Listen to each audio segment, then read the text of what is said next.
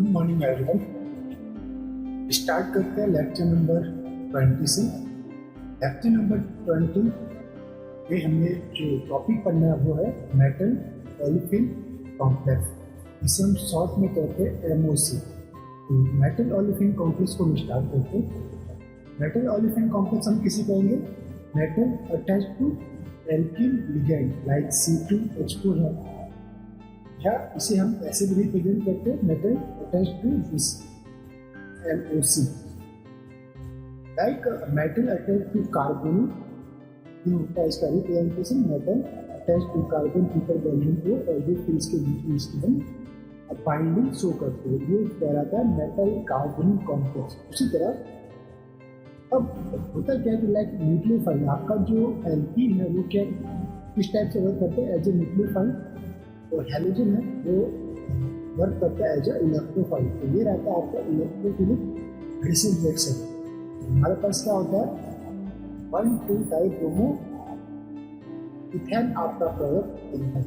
इसी टाइप से जो फ्री ओलेफिन है, free olefin is a nucleophilic in nature and bond order is 2। ये आपका फ्री ओलेफिन, तो आप इसे कह सकते हैं एल्कीन। ये इसका जो नेचर रहता है वो कैसे रहता है न्यूक्लियोफिलिक नेचर। इसकी आगे रिस्पेक्टिव फ्रीक्वेंसी कितनी रहती है कार्बन डबल बॉन्ड कार्बन की, वो रहती है आपका 1600 to 1650 सेंटीमीटर इनवर्स। जब ये मेटल से कंबाइंड होता है, लाइक जब ये मेटल कॉम्प्लेक्स बनाता है मेटल ओलेफिन कॉम्प्लेक्स, तो इस कंडीशन में क्या होता है कि this alkene source nucleophilic addition reaction. ये कैसे शो करता है न्यूक्लियोफिलिक एडिशन रिएक्शन शो करता है। ये आप बोलते हैं इसका पाई स्टार ऑर्बिटल, ये मेटल के साथ अटैच है, मेटल की फील्ड ऑर्बिटल से। थर्ड पॉइंट क्या है इसका कि free alkene source nucleophilic addition reaction. Free alkene कैसे शो करते हैं न्यूक्लियोफिलिक एडिशन रिएक्शन, और इनके ऊपर इलेक्ट्रोफाइल क्या करते हैं अटैक करते हैं। फोर्थ पॉइंट है आपका कि कार्बन कार्बन बॉन्ड लेंथ ये कितना रहती है फ्री एल्कीन में 1.3 angstrom, but after that bonding कीजिए मेटल ओलेफिन कॉम्प्लेक्स बनता है, तो उसके अंदर बैक बॉन्डिंग भी होती है कि मेटल के फील्ड ऑर्बिटल से एल्कीन के पाई स्टार ऑर्बिटल के बीच इलेक्ट्रॉन ट्रांसफर किए जाते हैं। उस कंडीशन में बैक बॉन्डिंग होने से आपके बॉन्ड लेंथ इंक्रीज होती है। जो हमने फॉर्मूला पढ़ा था like box news upon dB bond back bonding increase, तो बॉन्ड लेंथ भी आपको देखने को मिलेगी।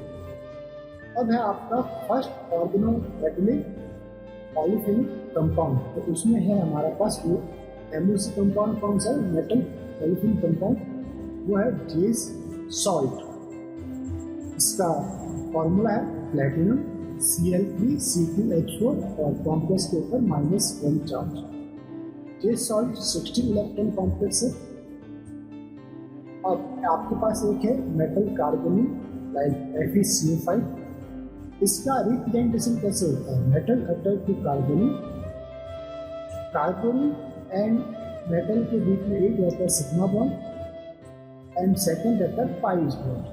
पाई बॉन्ड में क्या होता है कि मेटल के फील्ड ऑर्बिटल से या P2G ऑर्बिटल से कार्बन के पाई स्टार ऑर्बिटल के अंदर बैक बॉन्डिंग के थ्रू इलेक्ट्रॉन ट्रांसफर किया जाता है। इसी टाइप से हम करेंगे कि metal carbonate used in protection of conjugated double bond in molecule. तो मेटल कार्बोनेट का यूज क्या protection of double bond, like triple bond का प्रोडक्शन करना होता है तो CO2 CO8 का यूज करते हैं, डाई प्रोपाइल ऑक्टा कार्बोनेट। इसी तरह डबल बॉन्ड का प्रोटेक्शन करना है तो हमें यूज करना होता है FeCO5। ये आपके पास मेटल ओलेफिन कॉम्प्लेक्स, ये भी आपके पास एक मेटल ओलेफिन कॉम्प्लेक्स है। सारे आपके पास मेटल ओलेफिन कॉम्प्लेक्स है according to entire molecular orbital theory. ठीक, सूत्र ले लेते हैं। फिर मेटल अटैच टू ओलेफिन, तो एक वैल्यू यहाँ से शो होगी, एक वैल्यू यहाँ से, ये आपका 1,3 डाइब्यूटेन है जो मेटल के साथ कॉम्प्लेक्स बनाता है।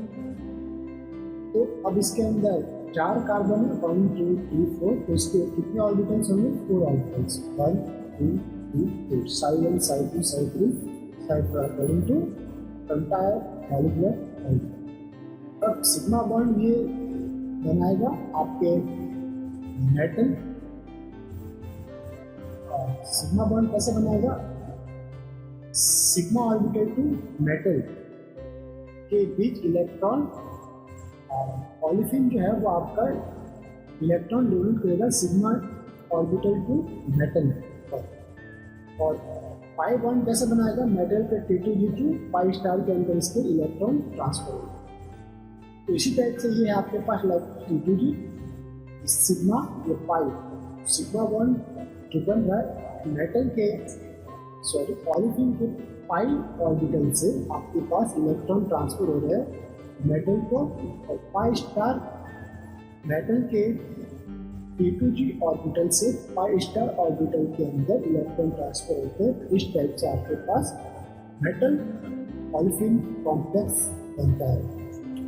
जी आपका क्या है? n = 0 n = 1, ये आप मूल कह सकते हैं। n = 0 मीन्स मूल के, n = 1 मीन्स 1 मूल, n = 2 मीन्स 2 मूल। ये सारे के सारे आपको क्वांटम केमिस्ट्री के अंदर पढ़ने को मिलेगा, तो वहाँ पे इसके हम डिटेल से स्टडी कर लेंगे। इसमें ये बॉन्डिंग मॉलिक्यूलर ऑर्बिटल आपके रहेंगे side 1 side 2, anti bonding molecular orbital रहेगा साइड 2 एंड साइड 3। इसमें भी आपका जो LUMO है वो है आपका साइड 2 एंड LUMO है वो है आपका साइड 2। अगर मैं बात करूँ नॉर्मल एल्कीन की, लाइक दिस एथीन की, मेटल एथीन, इस कंडीशन में आपके पास पाई एंड ये है आपके पास पाई स्टार। तो एल्कीन के पाई से मेटल के ऑर्बिटल के अंदर इलेक्ट्रॉन ट्रांसफर से बनता है सिग्मा बॉन्ड, और मेटल के T2G से एल्कीन के पाई स्टार में इलेक्ट्रॉन ट्रांसफर से बनेगा पाई। ये आपके पास नीचे वाला जो पाई ऑर्बिटल, इसकी ये सिमेट्री है, अनजीरेट है, ये पाई अनजीरेट एंड पाई जीरेट। इसके अंदर 0 नोड है और इसके अंदर एक नोड है। तो अब चेक कर लेते हैं, इसमें आपका रह गया मेटल एल्कीन कॉम्प्लेक्स का entire molecular orbital diagram. Just आपको रिमेंबर रखना है कि बॉन्डिंग कौन से ऑर्बिटल में इलेक्ट्रॉन ट्रांसफर के द्वारा बनती है। ये रहता है मेटल का T2G free orbital.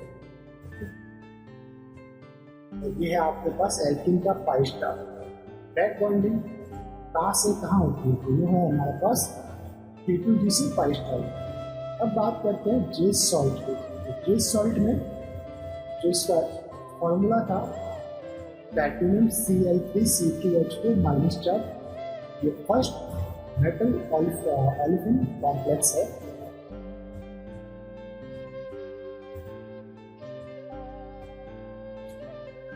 Salt form में ये कैसा रहेगा? K2 TtCl4 की रिएक्शन आपको किससे करवानी पड़ेगी? एल्कीन से, लाइक C2H4C।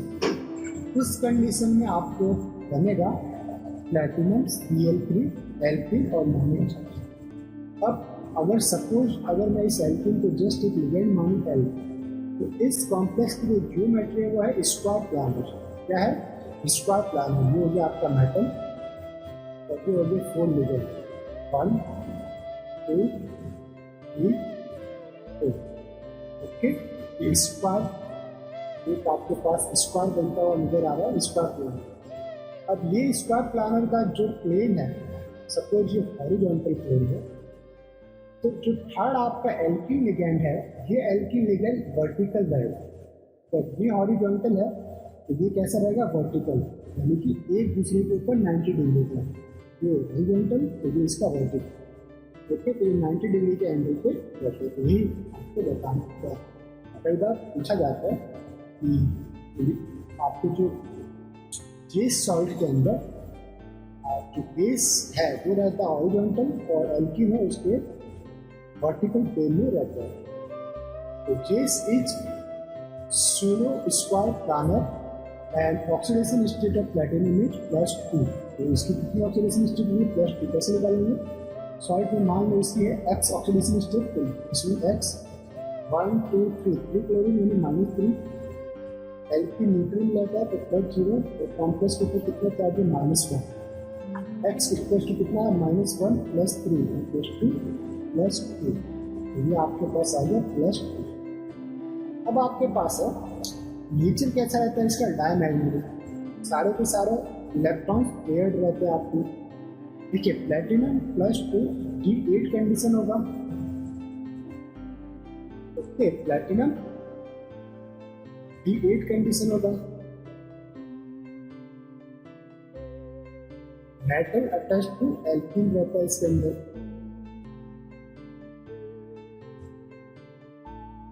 अब हमारे पास बहुत ही इंपॉर्टेंट टॉपिक सिनर्जिस्टिक इफेक्ट। इससे काफ़ी सारे मेटल ऑलिफिन कंपाउंड के ऊपर क्वेश्चन पूछे जाते हैं, तो काफ़ी सॉल्व हो जाएंगे।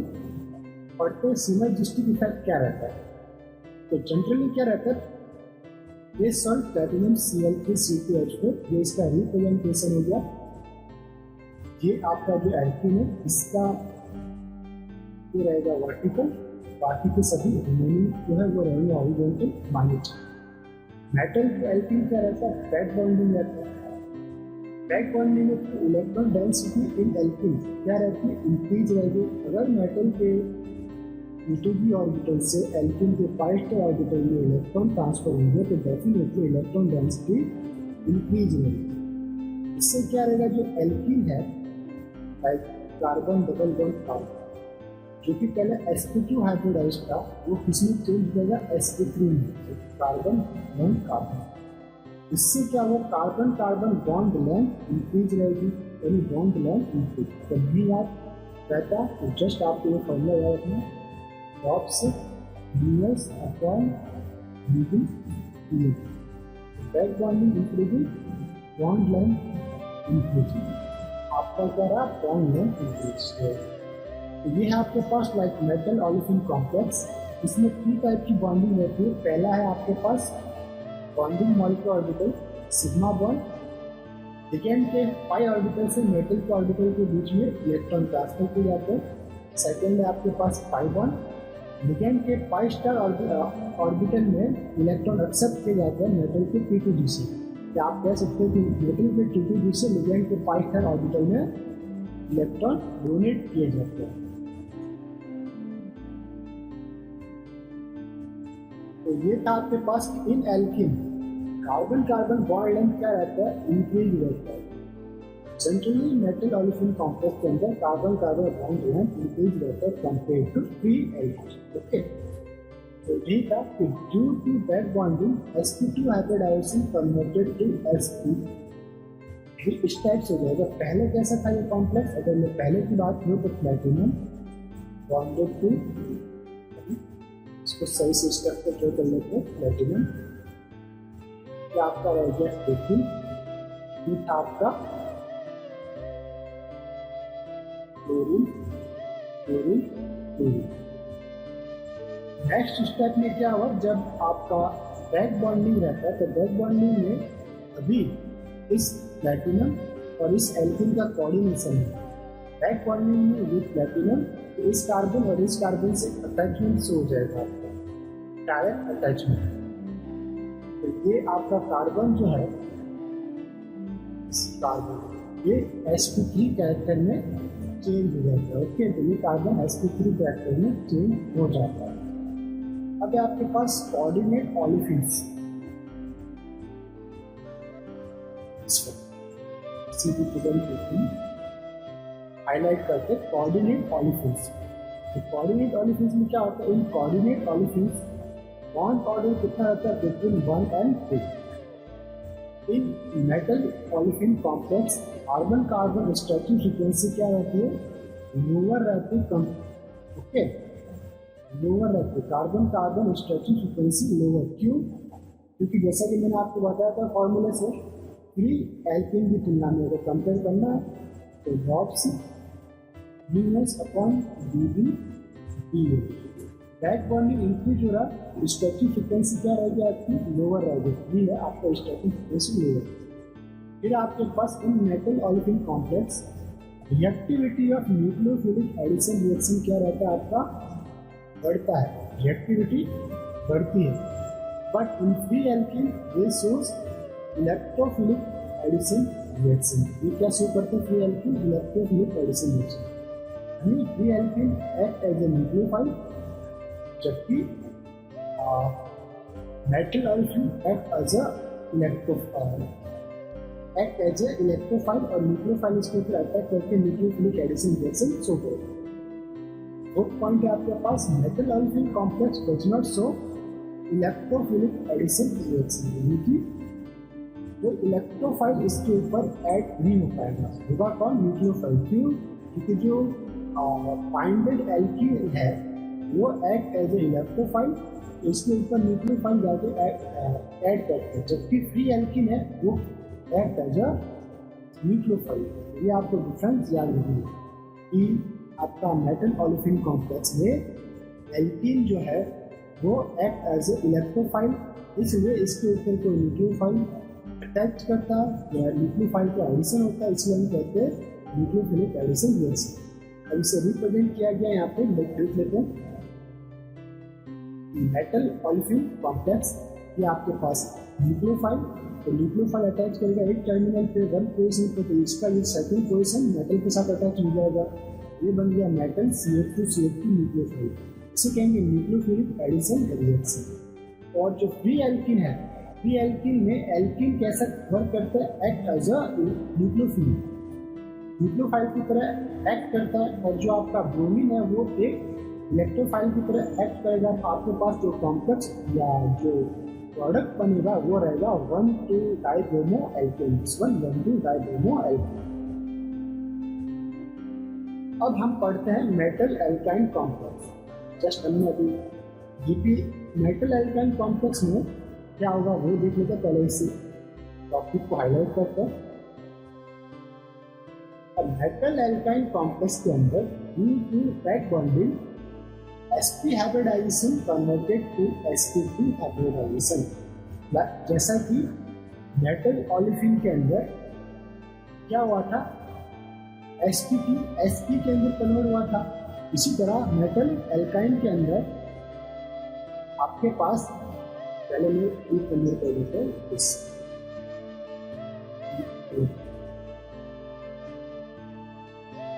आपके पास ये सिंगल बॉन्ड है, यहाँ पे रहेगा CH, इधर रहेगा आपका sp3, ये पहली था sp2। तो ये आपके लिए था, मेटल ओलेफिन के लिए था कि sp2 hybridised carbon converted to sp3। इसी तरह मेटल कार्बाइन के अंदर due to back bonding T2G2, ये T2G2 पाई स्टार के बीच में बैक बॉन्डिंग होगी, आपका sp3 कार्बन sp2 के अंदर कन्वर्ट हो जाएगा, ये क्या रहेगा sp2 sp, ओके। ये आप बन गया आपका 3 नंबर रिंग। इसमें भी 2 टाइप के आपका बॉन्ड रहेगा, एक आपका ligand to metal electron transfer, pi orbital के थ्रू ये इलेक्ट्रॉन ट्रांसफर होगा, और सेकंड रहेगा आपके पास बैक बॉन्डिंग मेटल के T2G से लिगेंड के पाई स्टार ऑर्बिटल के बीच में इलेक्ट्रॉन ट्रांसफर रहेगा, तो इस पाई बॉन्ड इसमें फॉर्म होगा। अब हमें पढ़ना है कि factor of affecting metal olefin complex MOC बोल सकते हो, इसे हाईलाइट कर लेते हैं। Factor affecting metal olefin complex, इसमें से क्वेश्चन पूछे जाते हैं based on MCQ, statement type के क्वेश्चन भी आपको पूछ नहीं देते। तो कौन कौन से फैक्टर है, पहला फैक्टर रहेगा आपका bond length, second stretching frequency, third bond order, fourth metal olefin coordinate. और ये सारे के सारे जो प्रॉपर्टीज है आप एक फॉर्मूले से ही पता कर सकते हैं, और वो फॉर्मूला है आपके पास बॉक्स BS और BBDL। इसे याद रखिए, डेफिनेटली आप कोड के थ्रू प्रॉपर्टीज को डिस्क्राइब कर पाएंगे। तो चलिए पहला फैक्टर हम पढ़ लेते हैं, बॉन्ड लेंथ। आपके पास 3 कॉम्प्लेक्स दे रखे ए बी सी। 3 कॉम्प्लेक्स में 3 चीजें सेम रहेगी, जो remaining 3 ligand like this one, ये सारे सेम रहेंगे। ओके, चेंज क्या हो रहा है? चेंज आपके पास होगा CN की जगह टी पे, हाँ इसको CL टी पे just one minute. Please solve.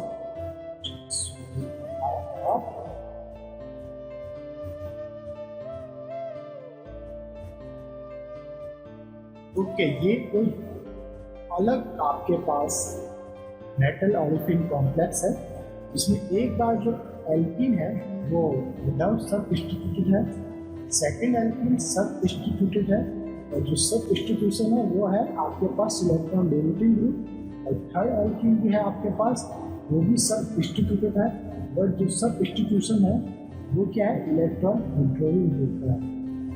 ये इलेक्ट्रॉन विड्रॉइंग है, ये इलेक्ट्रॉन डोनेटिंग। अब क्या होगा, ध्यान से देखिएगा। अगर हमारे पास electron donating group on the alkene increase होती है, तो इसके पास ऑलरेडी इलेक्ट्रॉन डेंसिटी एल्कीन में ज़्यादा है, ये मेटल से इलेक्ट्रॉन डेंसिटी बैक बॉन्डिंग के द्वारा नहीं मिल रहा है, तो बैक बॉन्डिंग क्या रहेगी? डिक्रीज रहेगी, due two electron density on alkene increase रहेगी। ठीक है, अब अगर हमारे पास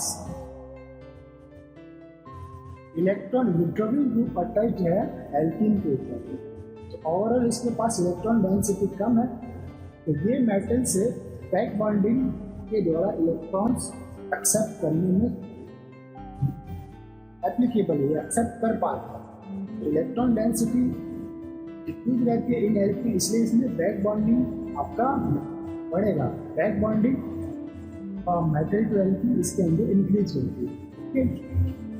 तो कौन से कॉम्प्लेक्स में ज़्यादा बैक बॉन्डिंग रहेगी? कॉम्प्लेक्स सी के अंदर, उससे और उसके बाद जो बैक बॉन्डिंग ज़्यादा रहेगी वो रहेगी ए में, और सबसे कम रहेगी बी में।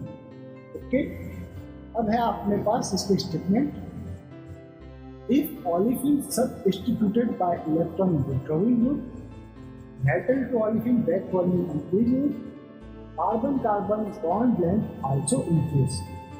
सेकेंड स्टेटमेंट या समरी आती है, if olefin substituted by electron donating group, metal to olefin back bonding decrease होगा। क्यों होगा? क्योंकि एल्कीन के ऊपर पहले से इलेक्ट्रॉन डेंसिटी ज़्यादा है, और बैक बॉन्डिंग डिक्रीज, तो बॉन्ड लेंथ क्या रहेगा आपका? डिक्रीज। आपके पास है ना BBBL, बैक बॉन्डिंग डिक्रीज, तो बॉन्ड लेंथ डिक्रीज रहेगा, back bonding proportional to bond length. तो आपके पास ओवरऑल क्या है कि bond length order of given complex, तो सबसे ज़्यादा बैक बॉन्डिंग किसमें होता है? कॉम्प्लेक्स ए में, जो कि सबस्टिट्यूटेड एल्कीन था, और वो भी कैसा था? इलेक्ट्रॉन विड्रॉइंग नेचर का।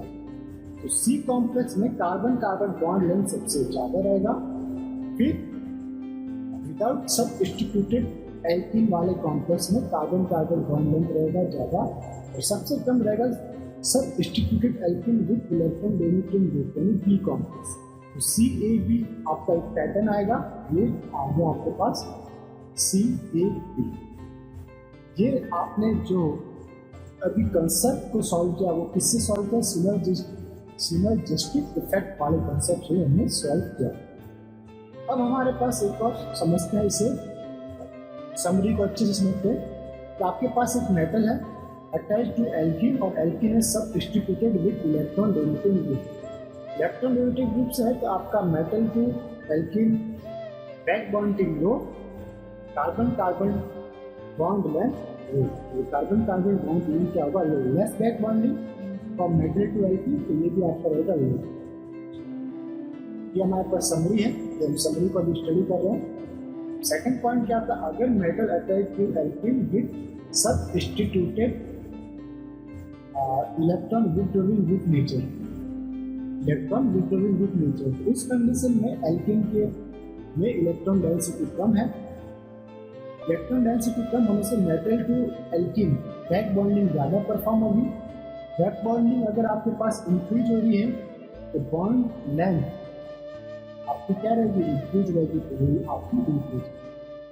अब हम कुछ एग्जांपल्स या क्वेश्चन प्रीवियस ईयर के इसके ऊपर सॉल्व करके देख लेते हैं। क्वेश्चन है, आपको क्वेश्चन को रीड करते हैं।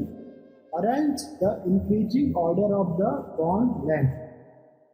कॉम्प्लेक्स दे रखे, कॉम्प्लेक्स में कौन से पार्ट सेम है उसे मैं हाईलाइट कर लेता हूँ। देखिए, rhodium CO2, rhodium CO2Cl3,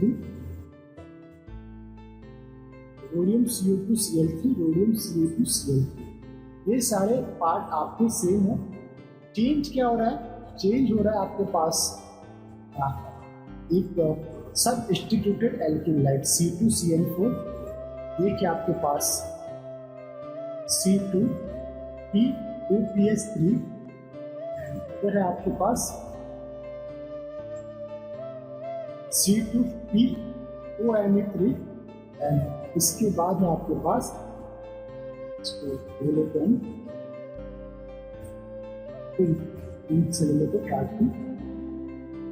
C2PMe3P2। Okay,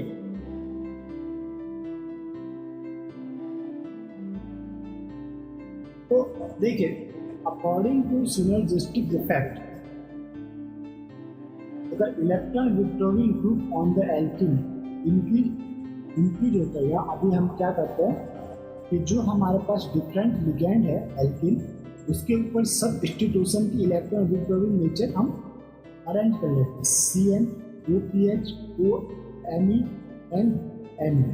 तो CN की इलेक्ट्रॉन विथड्रॉइंग नेचर सबसे ज़्यादा रहती है compare to POPH3 then compare to POMe3 and PMe3। तो रहेगा क्या कि जो CN कंटेनिंग एल्किन है वो कंटेनिंग मेटल ओलेफिन कॉम्प्लेक्स के अंदर metal to alkene back bonding ज़्यादा परफॉर्म होता है। Electron withdrawing increase, metal to alkene back bonding increase and bond length increase. कौन सी बॉन्ड लेंथ इंक्रीज होगी, carbon carbon bond length in carbon carbon bond length in alkene. तो bond length order क्या रहेगा, सबसे पहले CN वाला complex यानी A, फिर OPH वाला यानी B, then COMe, then D Me वाला कॉम्प्लेक्स। तो जनरली ऑर्डर के अंदर ही अरेंज है, सिर्फ इसमें ऑर्डर जो जैसा दे रखा है वैसे का वैसा ही ऑर्डर बन जाती है। ये आपका आंसर। तो आपका सेकंड फैक्टर था जो बॉन्ड और मेटल ओलेफिन को अफेक्ट करता है, वो है आपके पास stretching frequency. Metal olefin compound में stretching frequency of carbon carbon. तो इसके लिए मैंने आपको ट्रिक बताई है, इसे आप याद कीजिएगा। Gauss US upon dV blade. According to this stretching frequency कब बढ़ेगी, जब बैक बॉन्डिंग लोअर रहेगा, और तब घटेगी जब बैक बॉन्डिंग हायर होगा। तो if metal to alkyl back bonding increases, carbon carbon stretching frequency get lower and back bonding also get lower. And if back bonding increases, bond order also decreases. Back bonding and bond order आपका inversely proportional है। तो bond order decrease हो रहा है तो bond mutual strength भी क्या रहेगी, decrease, and carbon carbon stretching frequency also decrease। अब ये आपका जैसा कि हमने ऊपर पढ़ा सिनर्जिस्टिक इफेक्ट वाला कंसेप्ट या बैक बॉन्डिंग वाला कंसेप्ट। अकॉर्डिंग टू दिस, अगर सब इंस्टीट्यूटेड एल्किन लेते हैं, इसके ऊपर इलेक्ट्रॉन डोनेटिंग ग्रुप है, तो इसमें बैक बॉन्डिंग लेस रहेगा, बैक बॉन्डिंग लोअर रहेगा, तो ये रहेगा back bonding low back bonding. तो stretching frequency of carbon carbon ज़्यादा रहेगा, ये stretching frequency of carbon carbon low, और बॉन्ड ऑर्डर भी ग्रेटर रहेगा और बॉन्ड स्ट्रेंथ भी ग्रेटर रहेगा। पर अगर आपका alkene substituted with electron withdrawing group है, तो आपका metal to alkene back bonding increase रहेगा, बॉन्ड ऑर्डर आपका रहेगा डिक्रीज क्योंकि इन्वर्सली प्रोपोर्शनल है, bond strength decrease and carbon carbon stretching frequency also get decrease. Okay, इस टाइप से हम इसे सिनर्जिस्टिक इफेक्ट के द्वारा भी समझ सकते हैं। अब हमारे पास इसके ऊपर बेस्ड एक क्वेश्चन है, प्रीवियस क्वेश्चन देख लेते हैं इसे। स्टेटमेंट है arrange the increasing order of carbon carbon stretching frequency. उसके अंदर सेम जो कॉम्प्लेक्स दे रखे हैं उसके अंदर सेम पार्ट क्या है उसे मैं हाईलाइट कर लेता हूँ। Right, PtCl3, PtCl3, PtCl3, PtCl3 सारे के सारे आपका J सॉल्ट है। डिफरेंट कौन कौन है वो देख लेते हैं। तो डिफ्रेंशिएट हो रहा है आपका, एक में है एल्किन विदाउट सबस्टिट्यूटेड, एक के अंदर है alkene with electron withdrawing group substituted, second के अंदर है alkene with electron donating group substituted, and third में भी है alkene with electron withdrawing group. But अब इलेक्ट्रॉन विड्रॉइंग ग्रुप के दो एल्किन हो गए, दिस एंड दिस, और इलेक्ट्रॉन डोनेटिंग ग्रुप का आपके पास एक एल्किन है और न्यूट्रल है आई, ये आपके पास न्यूट्रल हो गए, टोटल 4। तो हमारे पास कंसेप्ट क्या कहता था कि इलेक्ट्रॉन विड्रॉइंग ग्रुप के जो एल्किन है उसमें बैक बॉन्डिंग ज़्यादा परफॉर्म होगी और उसकी बॉन्ड लेंथ हायर रहेगी और स्टैटिक फ्रीक्वेंसी लोअर रहेगी। तो सबसे मोर इलेक्ट्रॉन विड्रॉइंग ग्रुप कौन है ये अरेंज कर लेते। तो electron withdrawing group order Cn is greater than Cl and Cl is greater than Me, Me is greater than H। बात करते हैं कि Cn containing complex like B, इसके अंदर बैक बॉन्डिंग इंक्रीज रहेगी और अगर बैक बॉन्डिंग इंक्रीज तो back stretching frequency inversely proportional to back bonding and bond length. तो बैक बॉन्डिंग इंक्रीज और स्ट्रेचिंग फ्रीक्वेंसी सबसे कम रहेगी। तो B वाला कॉम्प्लेक्स सबसे कम, फिर आपका रहेगा D कॉम्प्लेक्स, फिर आपका रहेगा A कॉम्प्लेक्स, A कॉम्प्लेक्स, और फिर आपका रहेगा C कॉम्प्लेक्स। C कॉम्प्लेक्स की स्ट्रेचिंग फ्रीक्वेंसी क्यों सबसे ज़्यादा है? क्योंकि इसके अंदर बैक बॉन्डिंग लोअर रहेगा और बैक बॉन्डिंग लोअर होने के कारण इसकी स्ट्रेचिंग फ्रीक्वेंसी सबसे हाई रहेगी। थर्ड फैक्टर है आपके पास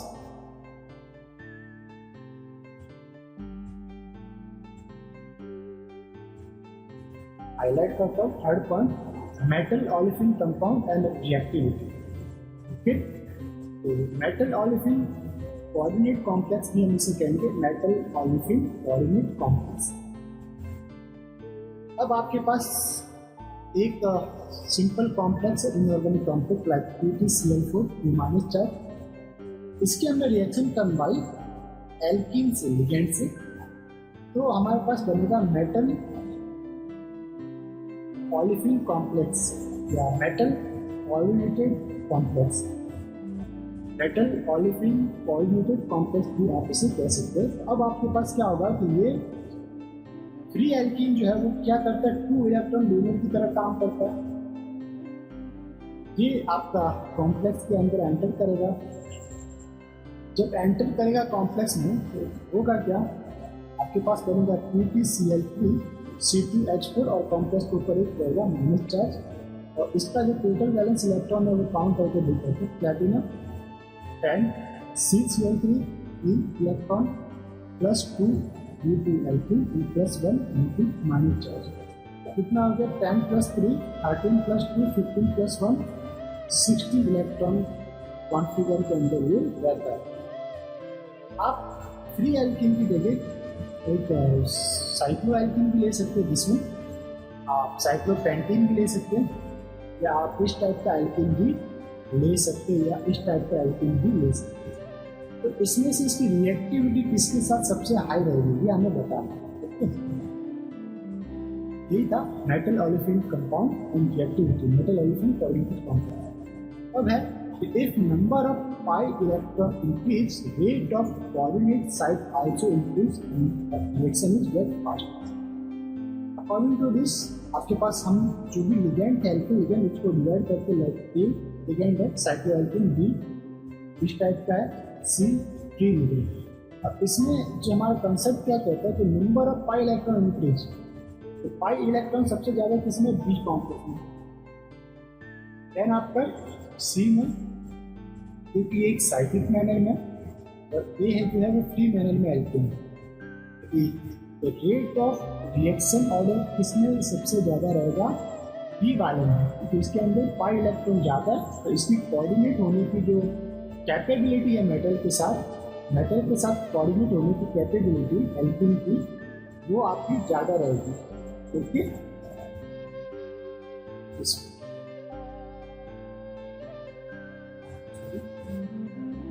इसे सही करके कैसा रहेगा ये,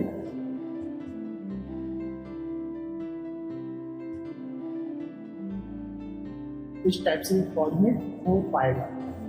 अब कोऑर्डिनेट भी ये दोनों से होता है, इससे भी होगा और इससे भी ये कोऑर्डिनेट हो पाता है। रेट ऑफ रिएक्शन फास्ट रहती है इसके लिए लिगैंड, इस वाले लिगैंड के लिए। अब आपके पास एक कॉम्प्लेक्स है K2NiCl4, इसकी रिएक्शन मुझे करवाएं लिगैंड से। लिगैंड कौन कौन से, वो 4 लिगैंड आपको दे रखे हैं। ये है आपके पास B, इस टाइप का साइक्लोएल्केन, C इस टाइप का आपके पास, एंड D फ्री एल्केन। तो पाई इलेक्ट्रॉन सबसे ज़्यादा किसके अंदर है, तो आपके पास जो पाई इलेक्ट्रॉन सबसे ज़्यादा है वो है C लिगैंड में। पाई कॉन्जुगेशन मोर है तो इसके लिए रेट ऑफ रिएक्शन सबसे ज़्यादा रहेगी, CH ग्रेटर है। उसके बाद रहेगा आपके पास A लिगैंड में। A लिगैंड में आपके पास एल्कीन भी है और ये अटैच्ड है OMe से, क्योंकि पाई इलेक्ट्रॉन या lone pair of electron contain करते हैं, इसलिए इसकी रिएक्टिविटी इसके बाद ज़्यादा होगी। फिर आपके पास साइक्लिक एल्कीन की यानी कि रिएक्टिविटी किसकी ज़्यादा होगी, B कॉम्प्लेक्स की।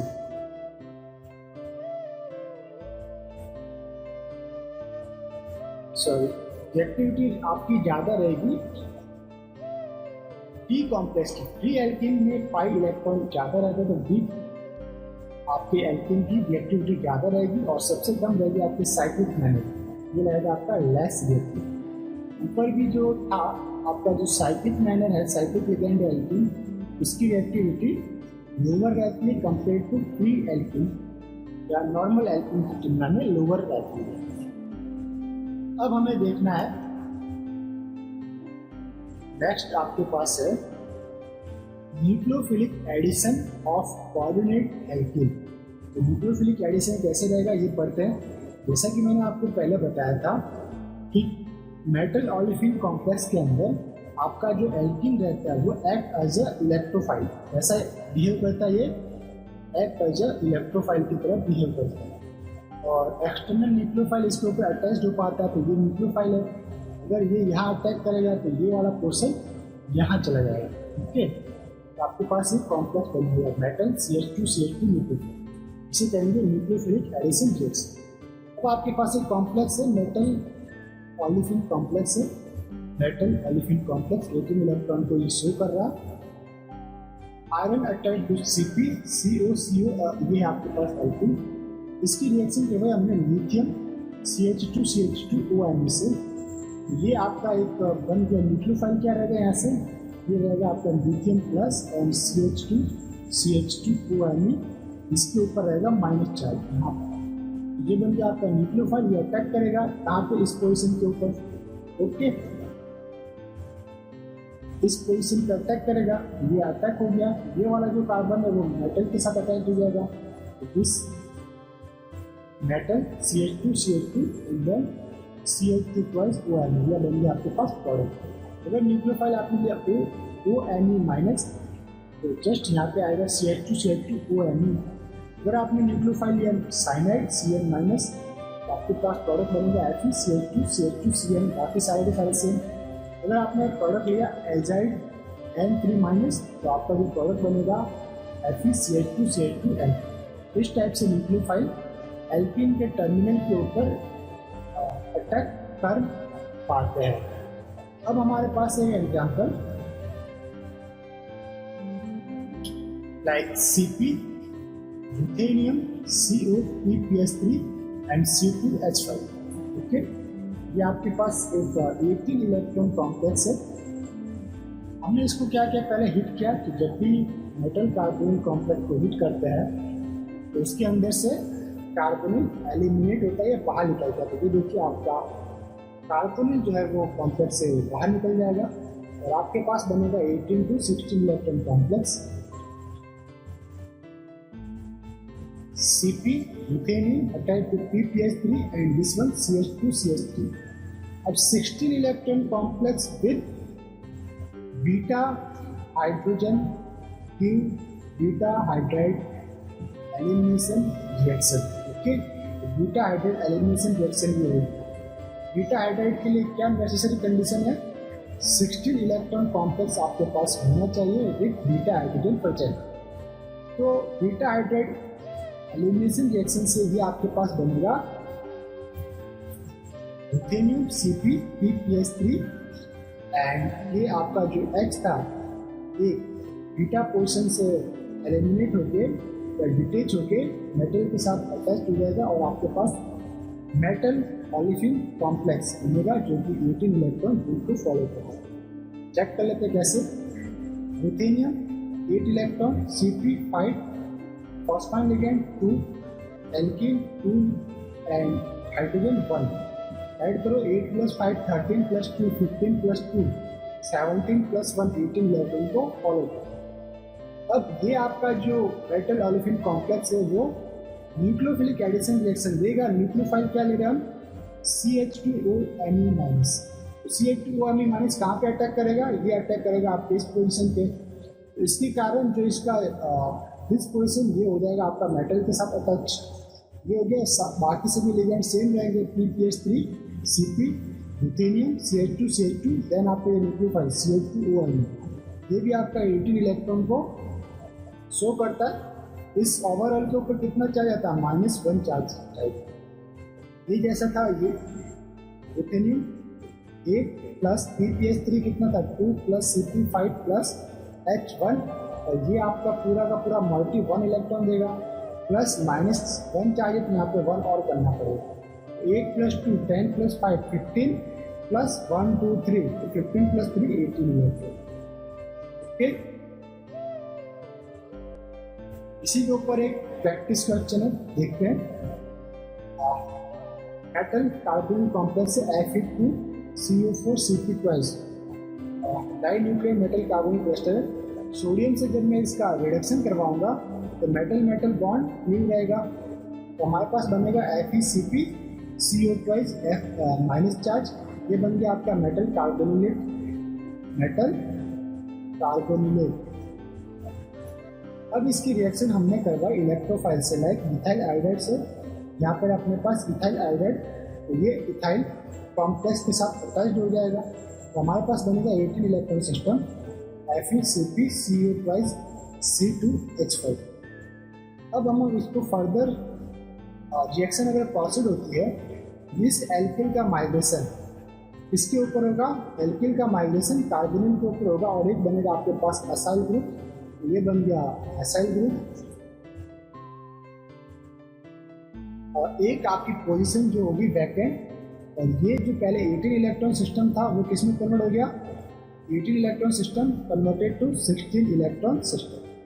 तो यहाँ पर एक लिगेंड आकर अटैच्ड हो सकता है। तो लिगेंड कौन सा आएगा देख लेते हैं। लिगेंड हमने लिया PpS3 तो PpS3 आके एंटर हुआ तो हमारे पास जो ओवरऑल कॉम्प्लेक्स बनेगा वो क्या बनेगा? 18 electron complex like FeCO CpCO2H5 हो गया असाइल PpS3। काउंट करके देखना है तो देख लीजिए, काउंट करते हैं। CO के कारण 2 electron, Fe 8 electron, Cp 5, acyl group 1 electron, PpS3 2 electron. तो चेक करते हैं 8 + 2 10 + 5 15 + 1 16 + 2 18। तो आपके पास बन गया 18 electron complex.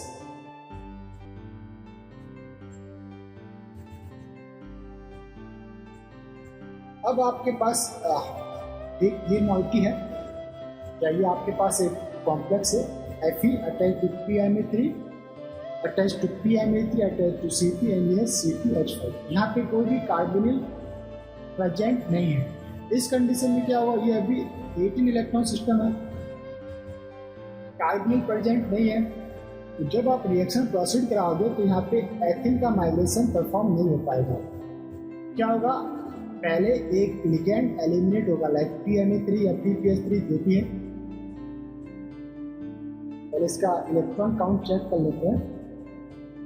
Fe 8 electron, PMA3 2 है तो 2 to the 4, Cp5 plus nothing 1 तो 8 and 4 12 एंड 5 17 एंड 1 18। तो ये जो PNA3 है शायद जो एलिमिनेट होगा, PH3 लिखिएगा इसको, एक रहेगा यहाँ पे PH3। तो PH3 आपका एलिमिनेट होगा और आपके पास ये दोनों ही PH3 है, यहाँ पे PH3 लिखा है, मीन्स दोनों ही PH3 है। तो PH3 आपका एलिमिनेट होगा और आपके पास कॉम्प्लेक्स बनेगा FeCP PPH3 and CH2CH3। अब ये बन गया आपके पास 16 इलेक्ट्रॉन कॉम्प्लेक्स। अब 16 electron complex with beta hydrogen present are give beta hydride elimination reaction. तो बीटा हाइड्राइड एलिमिनेशन यहाँ पे रिएक्शन परफॉर्म होगी। तो बीटा हाइड्राइड एलिमिनेशन के थ्रू हमारे पास जो कॉम्प्लेक्स बनेगा वो है FeCP PPH3 और यहाँ का एक हाइड्रोजन कार्बन से डिटेच होकर मेटल के साथ अटैच हो जाएगा, तो ये बनेंगे FeH और ये एल्कीन। ये आपका रहेगा 18 electron complex metal olefin complex. अगर हम इसकी रिएक्शन न्यूक्लियोफाइल से कराते हैं लाइक Cn- से, ये Cn- कहाँ पे अटैक करेगा, इस टर्मिनल पोजीशन पे, लाइक यहाँ पे। इससे एल्कीन का ये पोजीशन मेटल के साथ अटैच हो जाएगा। देखिए Fe attach to CH2 CH2 Cl and बाकी की रिमेनिंग के लिगेंड एज दिस रहेंगे। ये बन गया आपके पास 18 electron complex nucleophilic addition reaction, यहाँ पे हमने देख ली। अब हमारे पास नेक्स्ट टॉपिक है fluxional behaviour of metal olefin complex. इसे हाईलाइट कर लेते हैं। Fluxional behaviour of metal olefin complex. अब इसे हम पढ़ते हैं कि फ्लक्चुएशनल बिहेवियर मेटल ओलेफिन कैसे शो करेंगे। एक आपके पास एक कॉम्प्लेक्स है रोडियम CpC2H4 ट्वाइस। ये एल्कीन कितने molecular 2 C2H4 twice, 18 electron system है। आपके पास इसको हमने इसका ज्योमेट्री रिप्रेजेंट किए, rhodium attach to Cp attach to C2H4 attach to C2H4 और जो इसके हाइड्रोजन इसको हमने लेबल कर दिया like H1 H2 H3 H4। इस तरह यहाँ पे H1 H2 H3 H4। अब अगर हम -20 डिग्री सेल्सियस पर ले गए कॉम्प्लेक्स को, तो उस कंडीशन में और हम NMR रिकॉर्ड करते हैं, तो उस कंडीशन में क्या होगा कि जो एल्कीन्स है ये आपकी रिजिड फॉर्म में एडजस्ट होगी, फ्लक्चुएशन इसमें शो नहीं होगी। मीन्स जो रोडियम की बाइंडिंग है इस कार्बन से, लाइक जो कार्बन मॉलिक्यूल्स है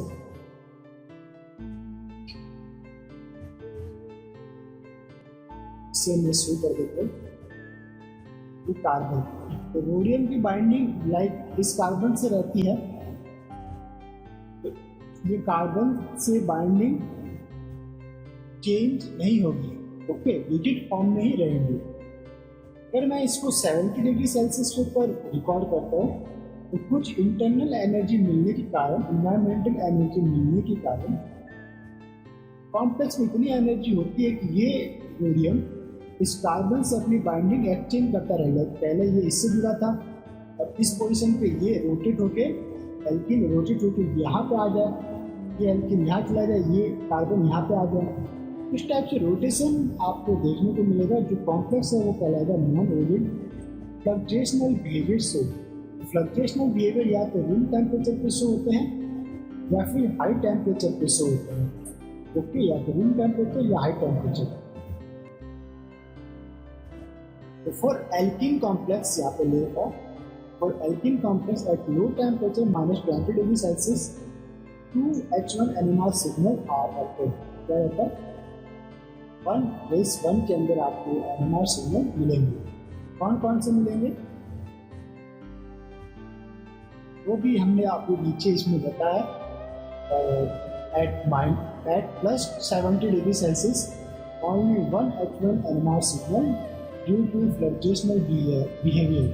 यानी कि ये टोटल कितने हाइड्रोजन है, 4 + 4 8, 8 हाइड्रोजन के कारण ओनली आपको 1 H1 NMR मिलेगा, क्यों, क्योंकि फ्लक्चुएशनल बिहेवियर शो कर रहे हैं। अगर लोअर टेम्परेचर ले जाएगा लाइक -20 डिग्री सेल्सियस, तो उस कंडीशन में आपको मिलेंगे 2H1NMR, एक मिलेगा आपके पास ये H1H2 के कारण, और सेकंड H4H3 H4H3 का, और रेशियो कितना रहेगा इसका 1:1। और अगर हम पूरे ही कॉम्प्लेक्स की बात करें तो पूरे कॉम्प्लेक्स में एक जगह प्रोटॉन और भी है, वो है आपके CP के अंदर। इस प्रोटॉन के कारण भी आपको H1NMR शो होगा। तो टोटल H1NMR इन मॉलिक्यूल कितने लेंगे एट लो टेम्परेचर 3 सिग्नल। एक तो ओवरऑल इस CP के हाइड्रोजन के कारण, सेकंड आपके पास मिलेगा इस हाइड्रोजन के कारण, और थर्ड आपको मिलेगा इस हाइड्रोजन के कारण। ठीक, ये हो गया आपके पास at low temperature 3 signal. At high temperature भी सभी के सभी आपको सिर्फ 2 सिग्नल मिलेंगे। कौन कौन से?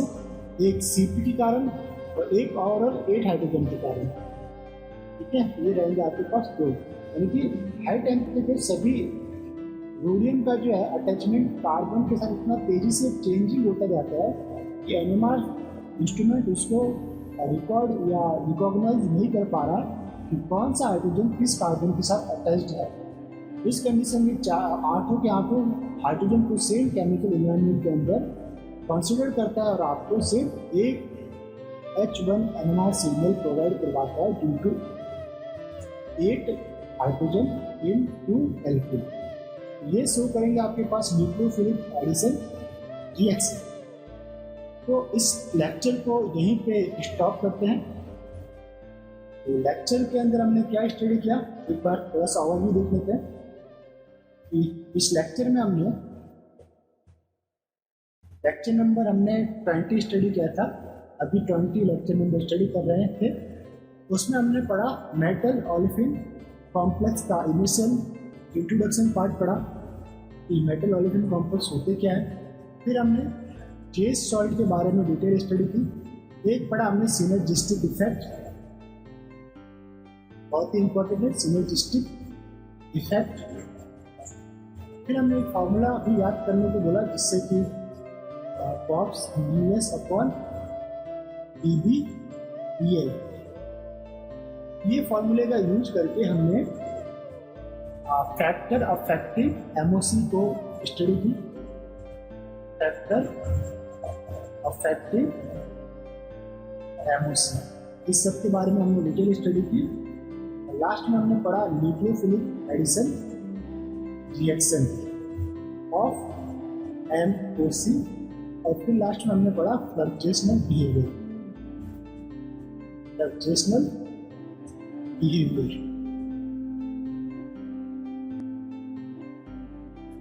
ओके, तो इस लेक्चर को यहीं पे स्टॉप करते हैं।